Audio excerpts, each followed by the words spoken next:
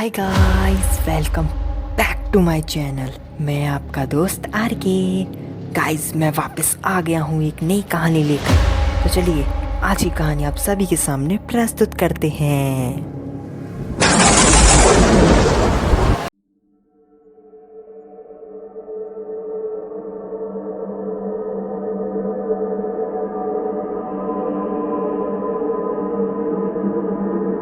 एक समय की बात है। रवि नाम का एक जासूस हुआ करता था। रवि को ज़्यादातर लोग पसंद करते थे और उसी को जासूसी के लिए चुनते थे। वह उस गांव व शहर का सबसे लोकप्रिय जासूस था। चलिए आपको थोड़ी सी जानकारी रवि जासूस की दे देते हैं। रवि गांव में रहता था।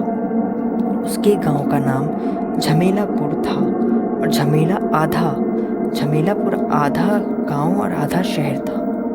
रवि अभी 20 वर्ष का ही था, परंतु वह इतने वर्ष का होकर भी इतनी अच्छी जासूसी करता था कि पुलिस वाले भी किसी की जासूसी करने के लिए उसी के पास जाते थे। रवि के परिवार में कोई नहीं था। उसके माता पिता कई वर्ष पहले ही गुजर गए थे।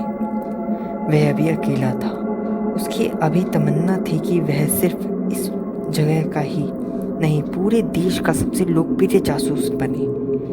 एक दिन वह अपने गांव में टहल रहा होता है कि अचानक उसके सामने एक चमचमाती हुई गाड़ी रुकती है और उसमें से एक व्यक्ति उतरता है और रवि से कहता है कि क्या तुम ही रवि जासूस हो?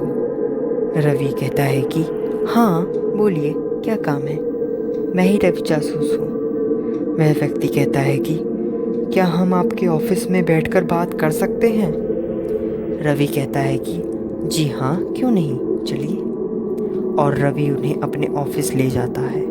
कुछ समय पश्चात रवि और वह व्यक्ति रवि के ऑफिस में आते हैं और दोनों अपनी अपनी सीट पर बैठते हैं। रवि कहता है कि अब बताइए क्या काम है? वह व्यक्ति कहता है कि रवि जी, मेरा नाम जगदीश है।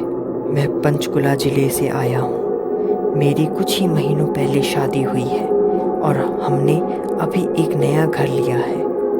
उस घर में हम अभी एक हफ्ते पहले ही आए थे। उस घर में हम बड़े ही सुख से रह रहे थे। एक दिन मेरी माँ बगीचे में फूल को पानी दे रही थी कि अचानक उन्हें घर की छत पर कोई खड़ा दिखाई देता है। वह उन्हें घूरे जा रहा था। उन्होंने आवाज़ दी थी कि कौन है, परंतु अचानक वह गायब हो गया।